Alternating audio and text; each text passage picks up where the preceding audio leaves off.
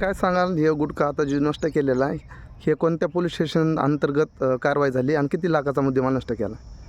पेठबेडी police station अंतर्गत वेळोवेळी गुटख्याबाबत कारवाया करून गुन्हे दाखल करण्यात आलेले आहेत आणि सध्या आपल्याकडं काही गुन्ह्यातला जो 4 गुन्ह्यातला मुद्देमाल आहे, एकूण साधारण 8 लाखाचा मुद्देमाल वेगवेगळ्या कंपन्याचे गुटखे आहेत. त्याबाबत कायदेशीर प्रक्रिया पूर्ण करून सदरचा मुद्देमाल या ठिकाणी जाळून नाश करण्यात आलेला आहे.